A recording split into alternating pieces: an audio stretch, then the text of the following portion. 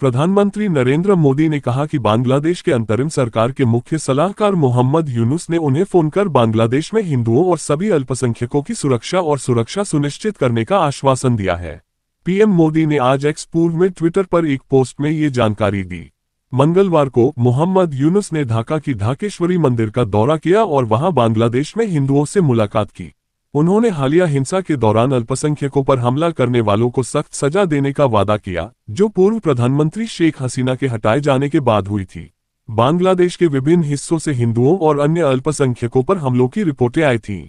कुछ रिपोर्टों में मंदिरों को नष्ट किए जाने और पुरुषों और महिलाओं पर भीड़ द्वारा हमला करने के दृश्य दिखाए गए थे। भारतीय सांस्कृतिक केंद्र को नष्ट कर दिया गया था और कई संस्थानों को भी क्षति पहुंचाई गई, जिसमें इस्कॉन मंदिर भी शामिल है।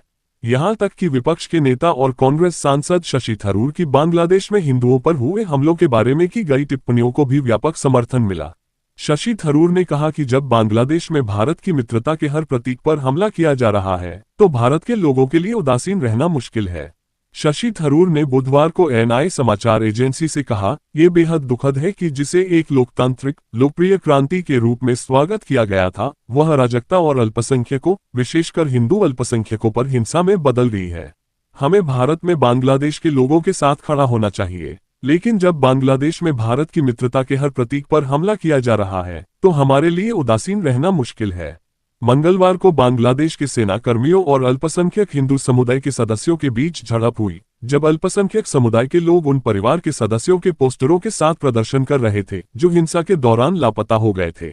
ये प्रदर्शनकारी ढाका के जमुना स्टेट गेस्ट हाउस के बाहर थे, जहां वर्तमान में मोहम्मद यूनुस रह रहे हैं। शेख हसीना, जिन्होंने 15 साल तक बांग्लादेश पर सख्ती से शासन किया, ने प्रधानमंत्री पद से इस्तीफा दे दिया था। उनके खिलाफ व्यापक विरोध प्रदर्शन शुरू में एक नौकरी कोटा योजना के खिलाफ आंदोलन के रूप में शुरू हुए थे, लेकिन कुछ हफ्तों बाद यह उनके सत्ता से हटाए जाने की मांग करने वाले जन आंदोलन में बदल गया।